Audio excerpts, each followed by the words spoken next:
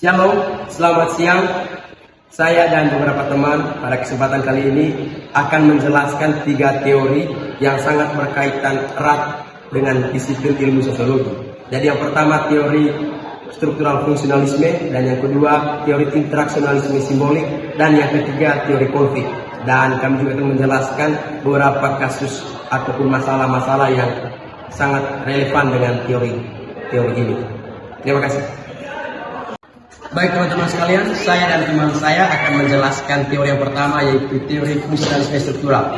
Jadi dalam teori ini menjelaskan tentang masyarakat memiliki satu sistem yang sangat terstruktur, dan dalam kestrukturan ini masyarakat terbagi dalam lembaga-lembaga, dan dalam lembaga-lembaga juga masyarakat terbagi dan memiliki perannya masing-masing untuk menjaga ketertiban dan keamanan dalam pola hidup masyarakat.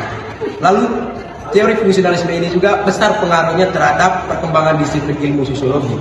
Dan mengapa disebut sebagai teori yang cukup berpengaruh besar?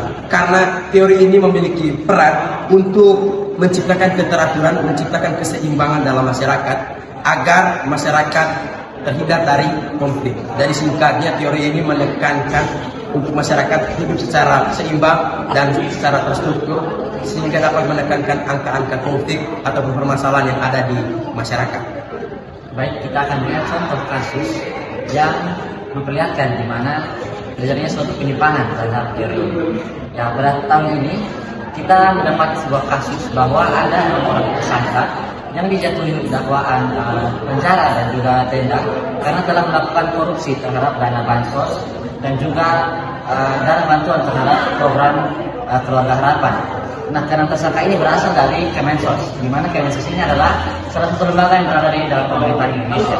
Nah, dari sini kita dapat melihat bahwa salah satu lembaga dalam masyarakat Indonesia, yaitu pemerintahan, tidak menjalankan tugasnya dengan baik, sehingga pada akhirnya ada banyak masyarakat yang membutuhkan bantuan, yang pada akhirnya merasakan dampak negatif daripada tindakan yang berenceng ini. Nah, dari sini kita dapat melihat bahwa apabila salah satu lembaga dan masyarakat tidak menjalankan tugasnya dengan baik, maka masyarakat yang lainnya ataupun lembaga yang lainnya akan mendapati dampak negatif yang timbul akibat perilaku ini. Sekian. Baik, pada poin yang kedua saya akan menjelaskan tentang teori konflik.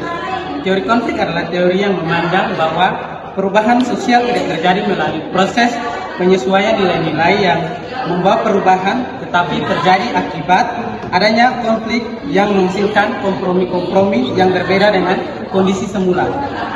Teori sosiologi konflik adalah alternatif dari sebuah ketidakpuasan terhadap fungsionalisme struktural.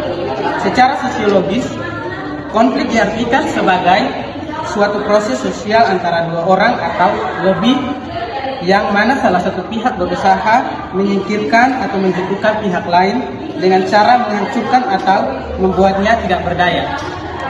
Nah, teman-teman semua, dari pembahasan teori tersebut ada salah satu contoh konflik sosial yang diambil, yaitu kerusuhan di Ambon. Nah, kerusuhan tersebut terjadi antara di tahun 1999 dan tahun 2002. Nah, konflik itu merupakan konflik etnis-etnis yang berkaitan dengan agama Muslim dan Kristen. Konflik ini menyebabkan ribuan korban berdampak dan adanya kerusakan cukup parah di wilayah tersebut, di Ambon tersebut. Terima kasih. Baik, saya akan menjelaskan teori yang terakhir, yaitu teori interaksionisme simbolik. Teori ini menjelaskan bahwa manusia membentuk makna melalui proses komunikasi, khususnya dalam interaksi sosial. Interaksi sosial terjadi karena adanya penggunaan simbol-simbol yang memiliki makna. Simbol-simbol tersebut dapat memicu terjadinya interaksi sosial antara individu satu dengan individu yang lain.